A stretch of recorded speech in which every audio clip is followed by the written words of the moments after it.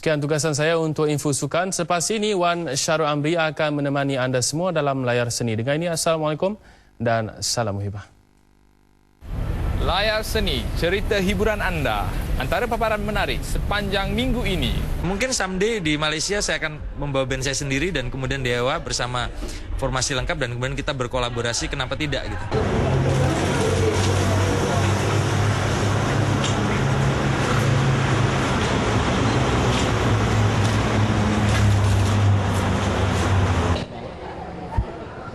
Nasib. Nasib dia berada di tempat yang tak sesuai.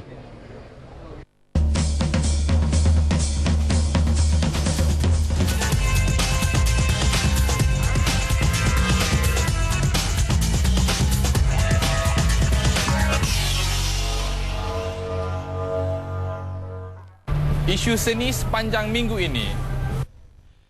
Kewujudan kumpulan indie di Malaysia bukan lagi tersembunyi. Sebaliknya, pelbagai nama kumpulan dari jalur muzik jenis ini menjadi penambah kemeriahan industri muzik tempatan.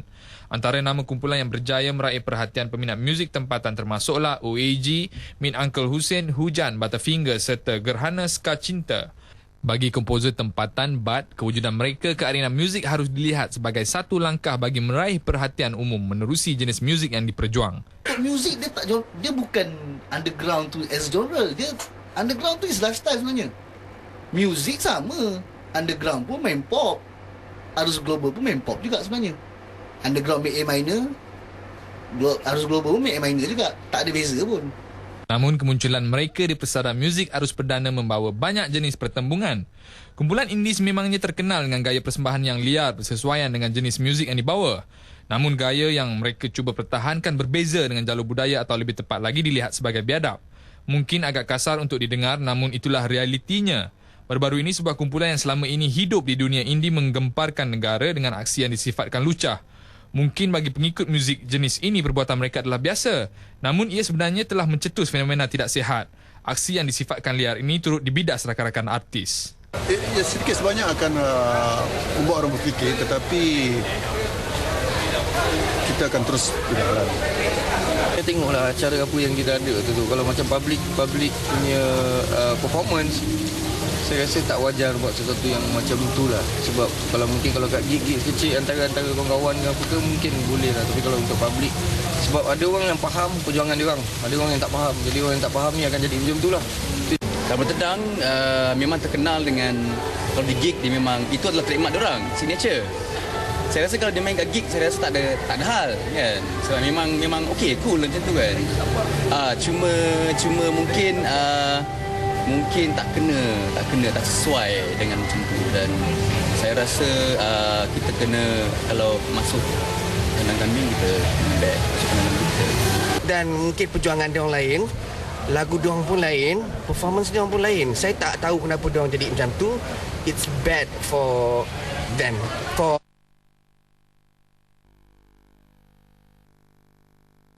Kehadiran Festival Filem Malaysia yang ke-21 yang akan berlangsung Ogos nanti semakin dirasa. Pihak penganjur kini tampil dengan program yang membangunkan industri perfilman negara. Simposium yang akan berlangsung pada 7 hingga 9 Ogos bakal diadakan di Balai Seni Lukis Negara menampilkan panel-panel berkaliber sebagai strategi mengangkat martabat filem tempatan.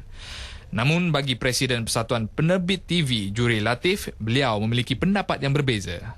Tapi dari segi dalam negara sendiri, saya tak nampak perkembangan yang begitu hebat ataupun pesat, kerana filem-filem kita masih lagi macam tu. Dari segi kualiti dia, dari segi penceritaan dia, dari segi pengarahan dia, tidak ada yang membanggakan. Saya melihat bukan saja Finas harus mengambil kira tentang masalah ini, tapi industri. Contohnya seperti saya sendiri, saya melihat penyediaan atau persediaan diri saya sendiri untuk terus berkarya, dan akhirnya karya itu boleh diangkat di tingkat global.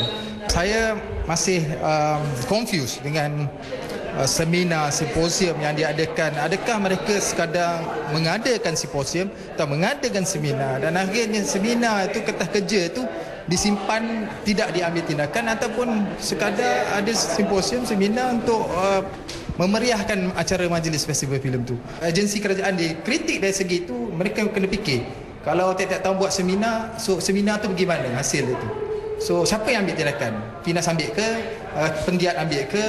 Apa yang berlaku? Kita nak sama-sama fikirkan dan akhirnya kita sama-sama bekerja ke arah mencapai kecemerlangan yang dihajati.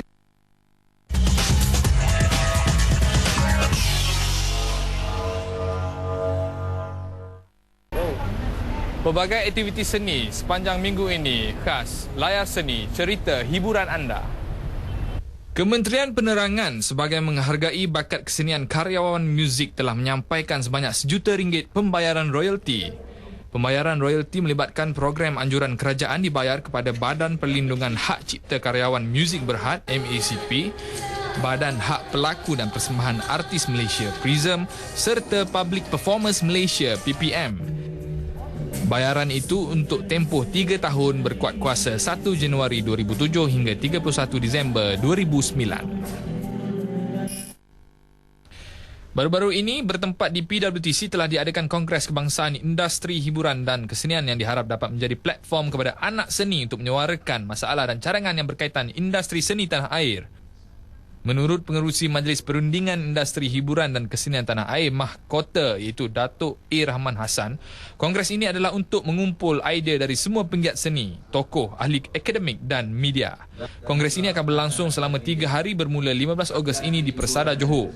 Ini adalah hasil kerjasama Kerajaan Negeri Johor dan Kementerian Perpaduan, Kebudayaan, Kesenian dan Warisan. Penganjuran kongres ini diharap akan menjadi acara tahunan untuk semua penggiat seni hiburan dan kesenian serta media untuk bersemuka.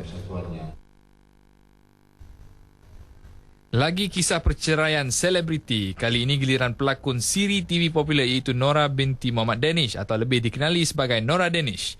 Mahkamah Rendah Syariah telah menetapkan 12 Ogos untuk membuat keputusan bagi permohonan pengesahan 2 lafaz cerai oleh suami pelakon tersebut, Rizal Ashram Ramli. Namun jodoh dan pertemuan di tangan Tuhan. Semoga dunia hiburan dapat dijauhkan dari dugaan yang agak memilukan ini. Ari Lasso yang merupakan bekas vokalis kumpulan muzik tersohor Indonesia Dewa 19 melancarkan album solonya. Ari Lasso The Best Of menampilkan 12 kompilasi lagu-lagu hit beliau seperti Rahsia Perempuan, Patah Hati dan Mengejar Matahari. 1 dari 3 lagu baru beliau turut dinyanyikan bersama penyanyi baru popular Indonesia Bunga Cinta Lestari berjudul Aku dan Dirimu. Syarikat rakaman Tropik Jaya yang merupakan label Ari Lasso turut mengadakan showcase beliau di Planet Hollywood.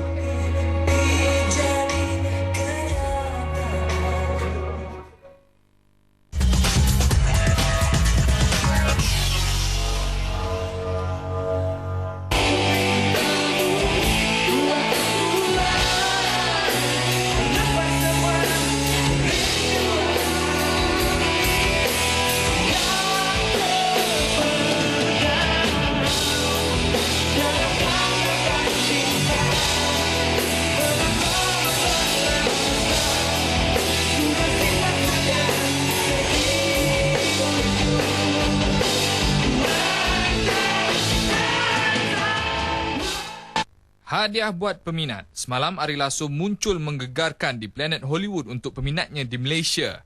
Nyata sambutan diberikan terhadap penyanyi dari seberang ini sungguh luar biasa. Antara lagu yang didendangkan termasuklah Aku dan Dirimu, Misteri Ilahi, Rahsia Perempuan, Kangen, Cukup Siti Nurbaya dan sebagainya. Tanpa diminta, peminat fanatik penyanyi lelaki ini turut sama melagukan semua lagu yang dipersembahkan.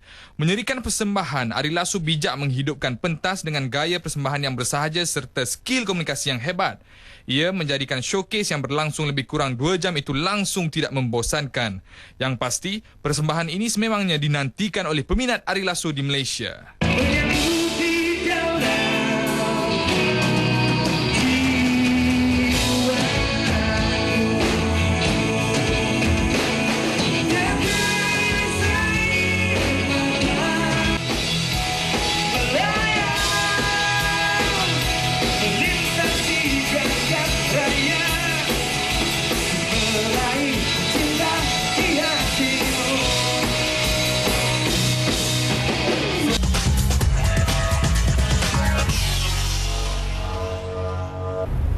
Sekian saja paparan layar seni sepanjang minggu ini. Kru mengucapkan selamat beristirahat.